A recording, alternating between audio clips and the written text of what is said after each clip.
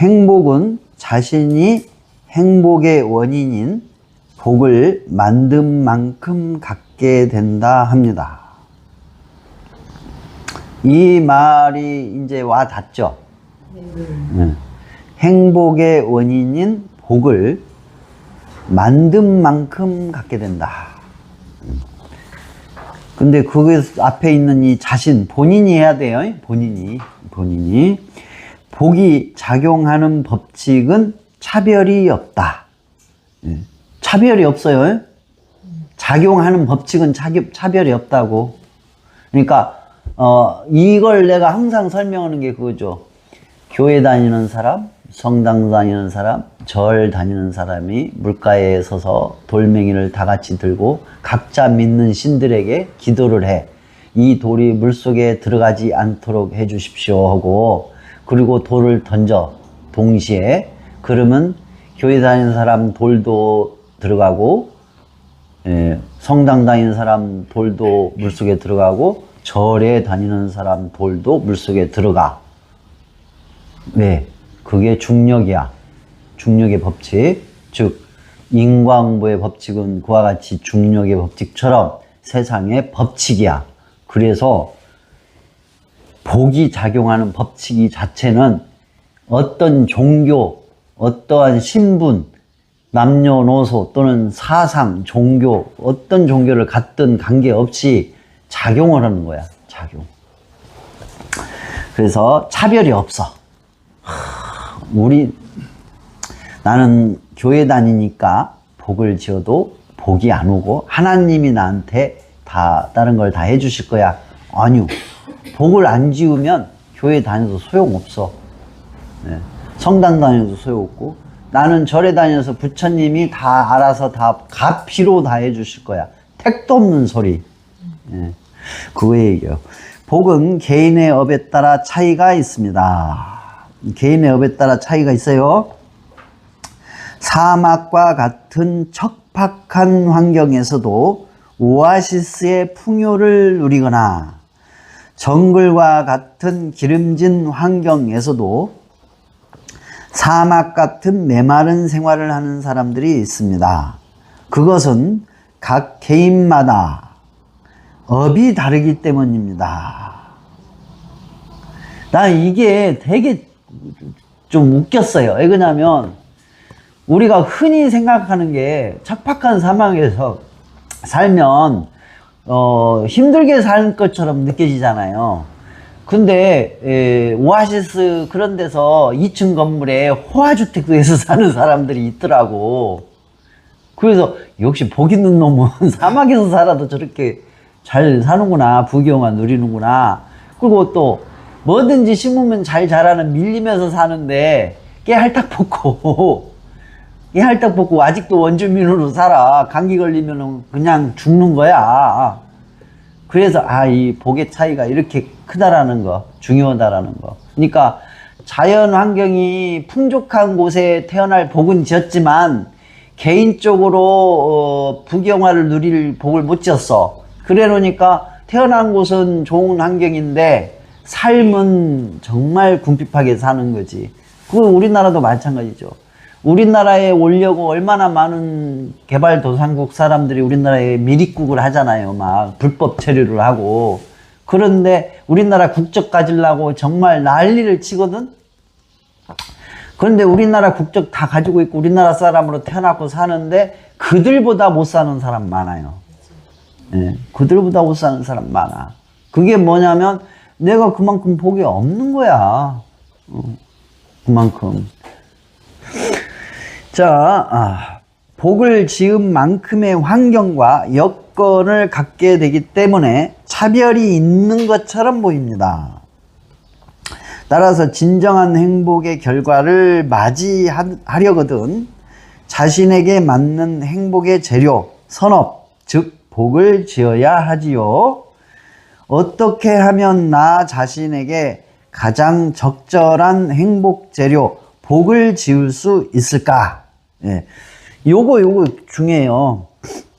나 자신에게 가장 적절한 행복 재료, 복을 지을 수 있을까? 그러니까 내 처지에 맞춰서 해야지. 예, 많이 하면 좋다고 막 빚내서 하는 사람도 있어. 복 짓는 것을. 그거 어리석은 거예요.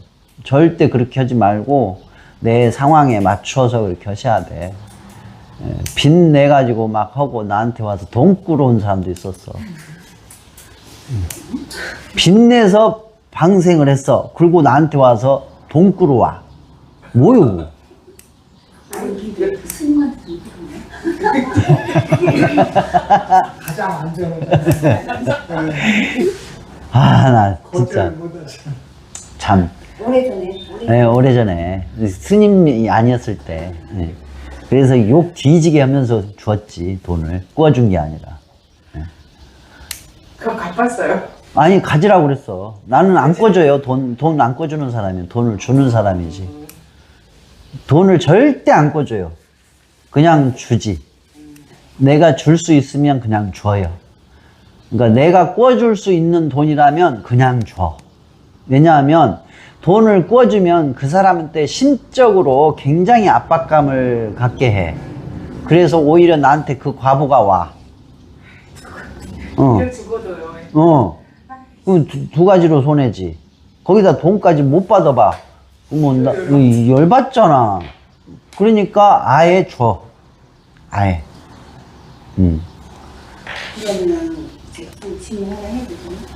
저희 이제 동생의 몇 년 전에 이제 좀 급하다고 누나 뭐 얼마 며칠 있다 줄 테니까 며칠 뭐 있다 줄 테니까 1,000만 원만 빌려줘야 나 없다 내 형한테 물어볼게 했더니 주더라고요. 그럼 난 몰랐는데 나중에 동생한테 안 줘도 된다고 그랬대요. 근데 저희 중간에 저희가 좀 사이가 좀 그랬잖아요. 불편한 거예요. 친정 동생이 그런 적이 없어요. 돈벌이 한 적이 없는데 친정시키더라고요. 그래서 난 불편해하고 있다가 정말이나 잘했네. 야 아무래도 그또 상황 보는데 그거를 갚아라. 내가 불편하다 했어요. 그러면은 그런 상황에서는 이 사람은 안 줘도 된다고 했어요. 그럼 그냥 저는 그냥 제가 관여를 안 하는 게 나아요? 아니면 야, 진실한 마음으로 안 줘도 된다고 했다면 좀 그래 좀 갚아도 돼요. 또 오히려 그런 면이 있고 그랬으면은 놔두는 게 좋지. 왜냐면 훨씬 더 그 큰 복이 되니까. 내가 편하려고 했었는데 큰 복이 되니까. 지가 뭐가 안 돼가지고 안 해줬어요. 안 줬어요. 그러니까 내 형편상 1억 정도 또는 1,000만 원 정도는 괜찮다. 그럼 그냥 줘요. 주는 게 좋아. 그냥 더 이상 말 안 해요. 그러면은 예를 들어 1,000만 원을 줬어. 그러면은 몇 억이 들어와요. 그 복으로. 그 나한테 그리고 저한테 한 번도 뭐 그에 대해서 이야기를 안 해요. 이를 내가 이렇게 하라고 했다 그러면 안 하는 그러니까 그거는 큰 복을 짓는 거지. 그러니까 곰도 제주 부리는 것이 있다니까. 그러니까 의리 보면 또 그런 게 있더라고요. 이렇게. 아유 제주 큰 거 부린 거예요. 그럼. 그러면 사촌 동생도 우리 집은 그러니까 나한테 그것도 2, 3년 됐는데. 말해 얼른 줘요. 좋은 거예요. 나는 그 원리를 알고 난 뒤부터 누가 내 형편에서 한 100만 원 돈 좀 꿔주세요. 그러면 알았어 하고 돈 바로 붙여주잖아요. 안 갚아도 돼 하고. 그냥 복 짓는 기회잖아. 동생한테 갚아라 그랬잖아요. 근데 이 사람이 복 지은 걸 자기 이 사람은 더 이상 말 안 했어. 그러면 안 갚아도 된다고 꼭 그렇게 이 사람한테 가는 거예요. 그럼 내가 중간에서 갚아라 했어도 복 가는 거지. 스님 그러면요 얘들 얼마를 예를 들어서 이제 뭐 저 같은 경우는 이렇게 아파트를 팔아서 얼마를 받아야 되는데 그냥 예를 들어서 뭐 5천이나 6천을 받아야 되는데 그냥 3천만 주라. 그러면 제가 2천을 덜 받았잖아요. 그러니까 그것도 법으로 옵니까? 그렇지. 아 그래요? 근데 5천을 일단 달라고 막 때를 써. 아니요 그렇게 해서 안 될 것 같으니까. 안 될 것 같으니까. 네, 그러면 이제 3천이라도 그러면 받자. 2천은 복으로 오지. 아, 그래요? 그 2천이면은 내가 봤을 때는 못해도 한 억 단위는 되지. 어이구야. 근데 그 방생 2천만 원씩 더 받아갖고 5천만 원 받아갖고 2천만 원 방생하는 더 클 것 같아. 그건 좀 노름이지 또. 그러지 말라고. 그래서 빌려주면은 못 받거든요, 스님. 못 받으려고 하지 말고 안 받으려고 해야 돼. 그래야 그거는 이제 그래서 나는 돈을 빌려주면 못 받을 만큼 복이 없구나 라고 생각을 했거든요. 그러니까 그렇게 복이 없어. 그러니까 못 받지 말고 안 받아버려야 돼. 그래야 복이 이제 돌아서 오지. 그러니까 이 생각 하나 차이가 되게 그 선업에서 큰 선업. 그럼 엄청. 그렇게 생각하기는 정말 쉽지 않은 것 같아요. 엄청. 나는 그걸 봤잖아, 현상을. 현상을 봤기 때문에 자신이 있게 하는 거지. 많이 확인하시죠. 네, 많이 확인했지. 많이 봤지. 건강드리기 힘들어. 아니 근데 스님은 스킬수록 뭐가 나와. 아덕도마다. 악업의 달인. 악업의 달인, 선업의 달인. 극단적이신데요, 네. 스님. 네. 그러니까 이제 지난달인가 지난달에 누가 힘들다고 돈을 좀 보태달래. 카드 막아야 된다고. 그래서 바로 그냥 보내줬지. 안 갚아도 된다고 바로.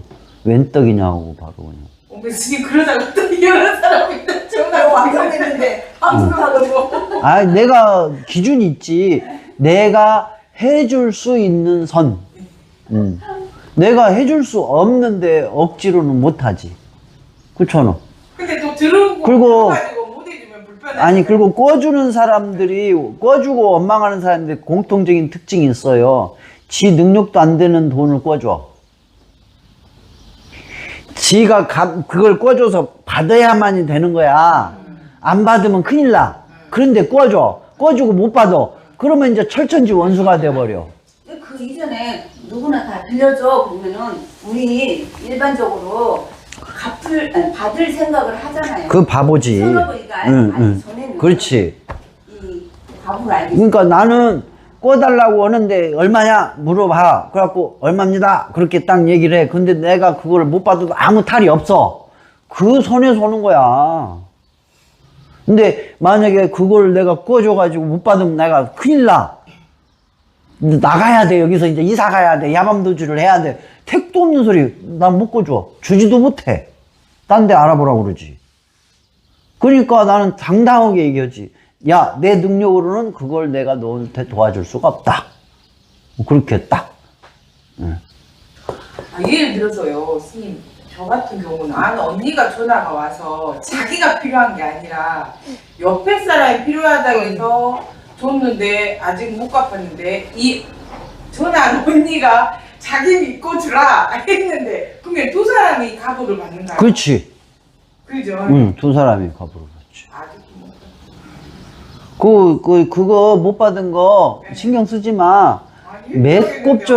매곱절로 돌아오니까 뭐를 신경을 써. 못 갚은 사람들은 어떤 도둑질의 업을 받는 거예요? 아니지. 나중에 받으면요. 거짓말. 못 갚은 업을 받지. 못 갚은 업을 받기 때문에 재물 손실이 일어나고, 첫째. 두 번째, 누군가가 자기 돈을 또 꿔가가지고 못 받는 현상이 또 일어나겠지. 재물 손실이 먼저 일어나. 그리고 자기 돈을 누구한테 꿔줘갖고 못 받는 과부가 또 일어나지. 그리고 사람들한테 신뢰를 잃는 현상이 일어나. 자기 의도와는 달리 그런 현상이 일어나지. 그러니까 걱정 안 해도 되고 뭐. 아니 만약에 늦게라도 준다면 과보는 과보대로 받고 그런 거예요? 아니지. 예를 들어서 한번 봅시다. 네. 내가 돈을 꿔줬어. 1,000만 원을 꿔줬는데 돈을 못 받았어. 근데 그 과부 현상으로 나한테 돈이 오는 현상으로 내 자식이 좋은데 취직을 해갖고 연봉이 좋아. 그래가지고 돈이 들어와. 그럼 그 과부 현상을 지금 혜택을 누리고 있잖아. 그런데 갑자기 돈을 이것이 꿔간 사람이 돈을 가져와 버렸네? 네. 그럼 받았는데 돈이 좀 여유가 있잖아. 그러면 거기서 좀 쪼개가지고 방생을 해서 해양을 해줘. 그러면 되지. 그럼 되잖아. 1,000만 원 받았어. 그래, 한 500만 원 정도는 그냥 방생해줘. 그럼 되잖아. 어차피 생각지도 않았는데 내 자식이 좋은데 취직해서 참 좋아졌잖아. 그럼 그 정도는 할 수 있지 뭐. 안 그래? 아까? 그런데 얘기하지 좋은 일은 없는데 어떻게. 애를 들어서 그렇다 이거지. 예를 들어서. 뭐 그렇게 하면 되지. 그러니까 방생하면 좋다니까 막 투자하는 개념을 해가지고 막 그런 사람들이 있어. 카드 긁어서 오고 빚내서 오고 막 해. 그 어리석은 사람들이라고. 예. 나한테 그리고 그냥 빚내서 해고 나서 나한테 돈 꺼달라고 해서 돈 주고 막 내 뭐라고 하지. 그러고 나서 이제 몇 달 있다 그것이 왔어. 갖고 또 와가지고 또 흥청망청 막 사람들한테 돈 나눠줘 막. 그러면 안 돼. 조절을 잘해란 말이야. 내가 그래서 또 그거를 가르쳐 주려고 부처님이 돈 관리하는 거 가르쳐 줬거든? 부처님께서. 그 돈 관리 비율이 나와. 부처님께서 해준 그 비율. 그것도 여기 어디 있을 거예요. 나는 정확히 어디 있는지 모르겠네. 32마일. 뭐 그 비율이 있단 말이요. 이제 교회 같은 건 11조가 나오잖아요. 근데 여기서는 11조는 아니고, 30%? 네, 30%. 예, 30% 해가지고, 뭐, 좋은 일에 쓰고, 또 저축하고, 자기 개발하는 데 쓰고, 뭐 그런 내용이 있단 말이야. 하도 막, 그렇게 또 뻥 튀고 싶어가지고 하는 사람들이 있어가지고. 그 얘기요. 예? 자, 그것은 바로 인과연기법과 인과응보법에 기준하여 복을 짓는 방법입니다. 내가 지금 행복하거나 불행한 이유는 인과연기법 속에서 내가 한 행위의 결과, 즉 과보가 작용한 것이라 하니 결국 인과연기법과 인과응보에 입각한 과거의 내 행위를 점검하여 현재의 내 행복과 불행의 원인을 파악해보고 앞으로는 어떤 방향으로 행위를 해야 행복한 과보를 맞이할 수 있는지를 알고서 실천해야 한다는 것이지요. 이해가 가요? 네, 이렇게 읽다 보면 궁금한 거 있으면 꼭 물어보세요. 우리가 살고 있는 세계가 인과 연기 법칙으로 작용하고, 우리가 학교에서 배운 것은 우리가 살고 있는 세계가 인과응보 법칙이라고 안 배우고 뭐라고 배워요? 약육강식 법칙이라고 배우죠. 사람은 자기가 생각하는 신념에 의해서 인생이 변화가 일어나요. 그러니까 여러분들은 이제 이 세상은 약육강식의 세계가 아니라 인과 연기의 법칙 세계다. 그렇게 보셔야 돼. 그 입장에서 그 시각에서 세상을 보셔야 된다고. 약육강식으로 세상을 보면 그것만 보여. 그래가지고 본인도 약육강식의 삶을 살아야 돼. 이해가 가요? 앞으로는 이제 인과 연기 법칙으로 세상을 바라보셔야 된다고. 그래야 잘 보이고 내가 어떻게 살아가야 할 것인지, 내가 어떻게 해야 행복하게 살 것인지 그 방향이 정확히 보이기 시작한다고요. 그 다음에 내 개인의 삶에 직접적으로 영향을 미치는 작용 법칙은, 자, 내 개인의 삶, 내 개인의 삶에 직접적으로 영향을 미치는 작용 법칙. 이게 이제 인과응보의 법칙이에요. 인과응보의 법칙이라는 것인데 도대체 어떻게 작용하는 것인지 알아보고 생활 속에서 적용하는 실천, 즉 행복의 과보가 오게 하는 생활을 한다는 것이지요. 내 행복과 불행에 직접적인 영향을 미치는 것을 알려주는 불교에서의 가르침 중 가장 일반적이고 대표적인 내용이 앞서 알아본 10선업과 10악업이 있습니다. 이와 같은 내용을 바탕으로 스스로의 인생과 운명을 자작자수, 스스로 짓고 스스로 받는다. 자작자수 해보시면 어떨까 합니다. 그 소리가 잘 들리는지 모르겠다. 자, 무기업에 대하여, 여러분 무기업이 뭐냐면 업이 되지 않는, 그러니까 뭐라고 얘기하냐면은 의도하지 않는 업을 무기업이라고 해요. 의도하지 않는 업을 짓는 거, 의도하지 않는 행위, 업을 무기업이라고 하는데 이 무기업은 업이 되지 않는다라는 그런 말들을 많이 하고 있죠. 근데 이것을 그냥 그렇게 이거는 무기업은 그렇게 중요하지 않고 무기업은 업이 되지 않아 그렇게 생각하시고 넘어갔다는 큰 코 다쳐요. 자, 무기업은 의도하지 않는 업이라고 했단 말이에요. 그럼 내가 의도하지 않고 사람을 죽였어. 그러면 무죄입니까? 깜빵 가요. 예. 분명히 무기업인데 깜빵 간다고. 즉 무기업도 의도하지 않는 업도 현상은 일어나요. 그러니까 모르고 이렇게 그냥 밀었는데 그 사람이 떨어져 죽었다거나 그러면 그 결과로 인해서 간다 그 말. 그렇지. 그러니까 내가 모르고 뭔가를 죽였어. 그래도 그 살생에 대한 업의 현상은 있다 이거예요. 즉 단지 이 의도하지 않고 내가 모르고 어떤 중생을 죽였는 것 그 업이 다음 생까지 따라오지는 않는다라는 거지. 금생의 현상은 일어난다 그 얘기야. 이해가 가요? 그래서 업을 성질상으로 분류해서 선업, 악업, 무기업으로 나누기도 합니다.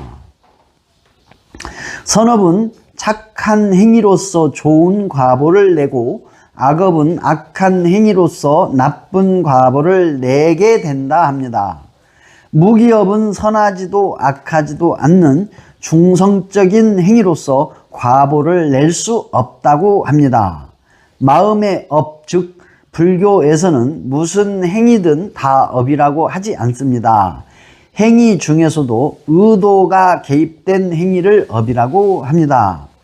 앙구따라 니까야의 비구들이여 나는 의도적인 행위를 업이라고 말하고 있습니다. 몸과 말과 뜻으로 의도하고서 업을 짓는다라고 나타나는데 업의 정의하는 인용문으로 아주 잘 알려진 구분입니다. 근데 또 이게 있어요. 이렇게 무기업은 업이 아니라니까 나는 의도지 않았으니까 업이 안 돼. 그러면서 막 하는 사람이 있거든. 거의 99.9%는 의도가 있어. 우리 행위에. 왜? 우리도 모르게 의도를 일으킨다고. 우리 자신도 느끼지 못하는 찰나의 의도를 일으켜서 행위를 하게 해요. 그렇기 때문에 거의 대부분 업이 되는 행위라고 보시면 돼요. 좋아하지 마. 그거 좋아하는 사람이 있더라고. 무기업에 대해서. 윤회의 주체인 업의 마음, 윤회의 주체인 업의 마음, 즉 업장식은 이거 유식사상에서 나오는 거예요. 업장식은요. 유식사상은 언제쯤 나왔다고 그랬죠? 부처님 돌아가시고 나서 한 600여 년 경에 나왔다고 얘기했어요. 추정한다고. 그러니까 부처님 돌아가시고 600여 년 경에 나온 추정되는 업장식의 사상, 유식사상. 업장식은 의도의 마음, 작용이 있는 행위만이 업이 된다고 합니다. 죽음 넘어 윤회의 주체가 업이니 당연히 마음이 업에 작용을 하여 다음 몸을 받는 작용을 한다는 것입니다.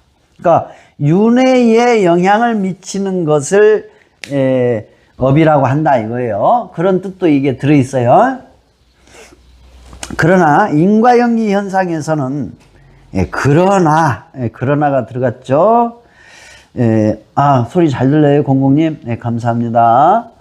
인과연기 현상에서는 무기업도 무기적 현상을 일으키고 있다는 것을 간과하게 되면 당황하게 되는 일이 일어나게 될 것입니다.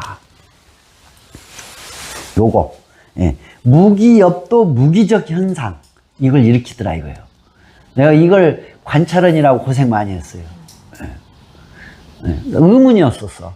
스님들이 법문을 하는데 의도하지 않는 업은 업이 될 수 없다. 의도하지 않는 행위는 업이 되지 않는다라는 그 법문을 들을 때마다 의문을 많이 가졌어요.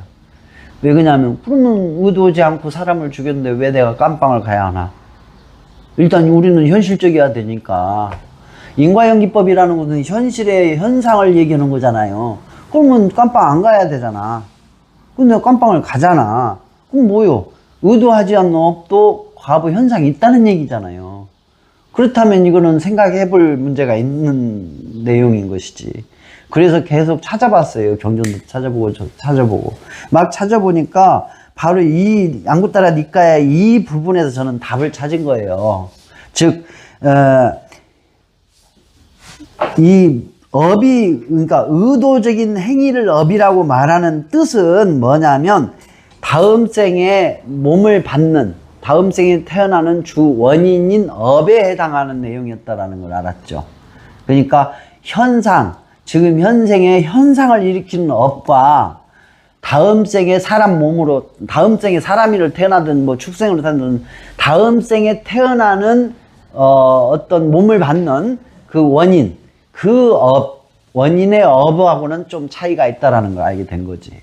그래서 현상의 업이 일어난다는 것, 즉 무기적 현상이 일어난다는 걸 그때 이제 알게 된 거예요. 그래서 그 입장에서 또 관찰을 했어요. 몇 년 동안 관찰했었어요.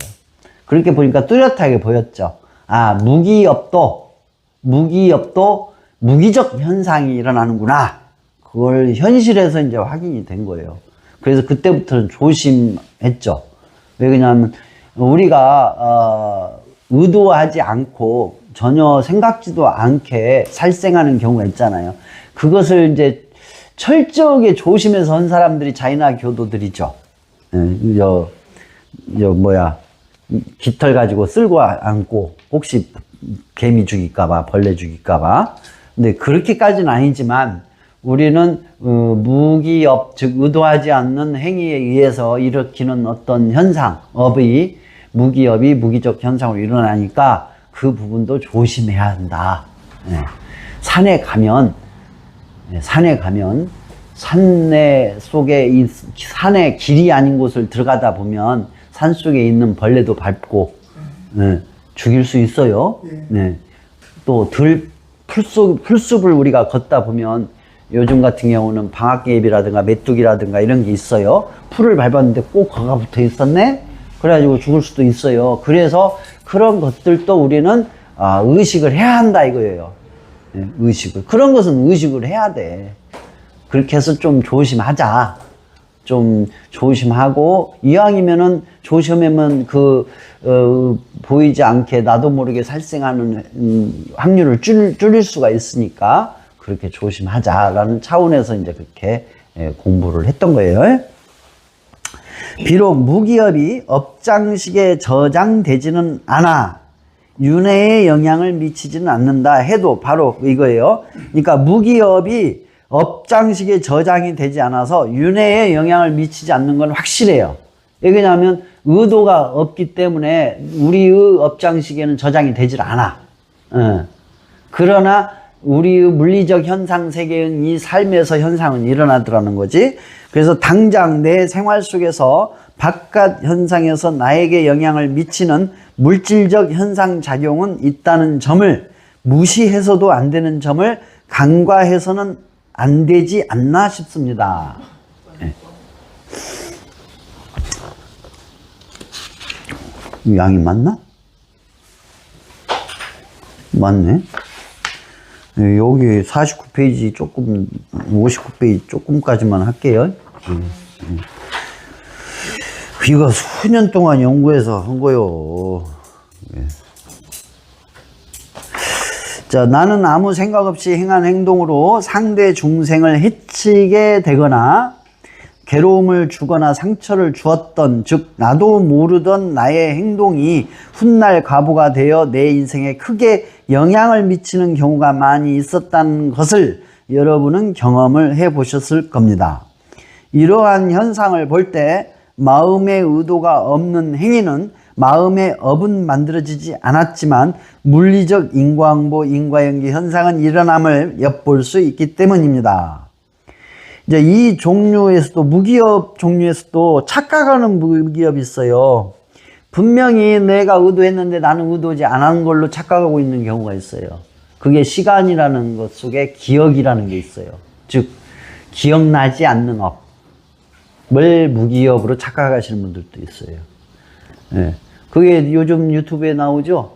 20년 전에 일진, 20년이 지난 뒤에 살만해져 갖고 조금 살만해 안정돼 가지고 매스컴이 좀 나왔더니 바로 저 자식 나 중학교 때 때렸어요.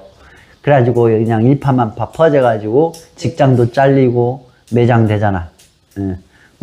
본인은 다 잊었어. 내가 언제 그랬었어. 그런 식이 된 거지. 본인은 다 잊어버리고 결혼해서 직장 잘 다니고 자식들 낳아서 잘 키우고 그렇게 살다가 한순간에 그냥 아주 나쁜 사람으로 낙인이 찍히는 현상이 있잖아요. 그런 거.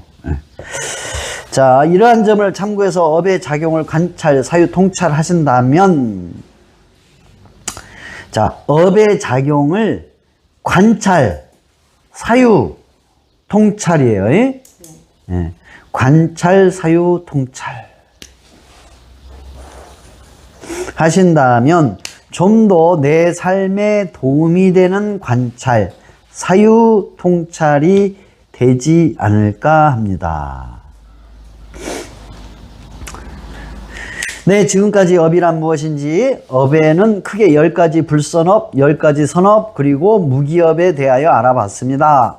업은 세상의 모든 것들이나 현상은 어떤 원인이 있어 일어나고 있으며 세상의 모든 것들과 현상의 원인이 되는 것이 바로 업이라고 합니다. 따라서 업을 알면 현재의 내 삶의 이유를 알 수가 있고, 업을 알면 현재의 내 삶의 이유를 알 수 있다 이거요. 상태라고 해도 돼요. 현재의 나의 삶의 상태를 알 수 있고, 과거와 미래의 나의 삶을 알 수 있다. 과거야 미래의 나의 삶을 알 수 있고, 내가 어떻게 될 거라는 것을 본인이 알 수 있다라는 얘기예요. 내가 어떻게 될 거라는 걸 본인이 알 수 있는데 그 능력 정도에 따라서 잘 아는 사람이 있고 조금 아는 사람이 있고 추측하는 정도만 아는 사람이 있고 그래요. 이해가 가요? 네. 그래서 이 자기 자신의 미래에 대해서 잘 모르니까 두렵지. 나는 하나도 안 두렵지. 네. 나 외에 다른 사람이나 다른 존재들의 과거와 현재와 미래를 알 수 있는 것이라 할 수 있습니다.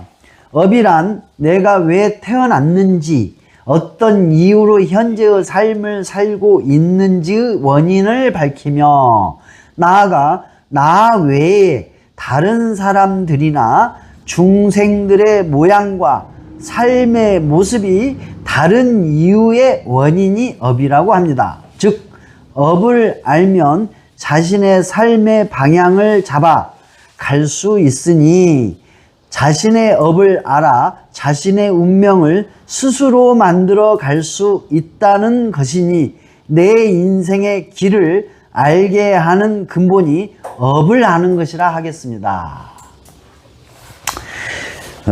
여기 궁금한 것이 여기 있죠. 왜 흙수저로 태어나거나 금수저로 태어난 사람이 있으며 일찍 죽는 사람도 있고 오래 사는 사람도 있고 아프기만 하는 사람도 있고 건강하게 사는 사람도 있고 못생긴 사람, 잘생긴 사람도 있으며 명예나 권력이 없는 사람, 명예나 권력이 있는 사람이 있으며 가난한 사람이 있고 부유한 사람이 있으며 자수성가하는 사람도 있고 쫄딱 망하는 사람들도 있으며 미련한 사람도 있고 머리가 좋은 사람도 있으며 어리석은 사람도 있고 지혜로운 사람도 있을까?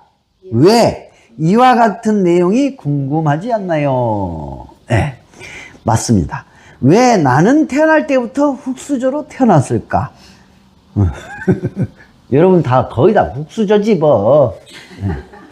왜 내 자식이, 내 형제가, 내 부모가, 내 친구가 일찍 죽었을까? 왜 나는 아프기만 할까? 움직이면 다치고 가만히 있으면 병이 들까? 왜 나는 못생겨 사람들의 호감을 사지 못할까?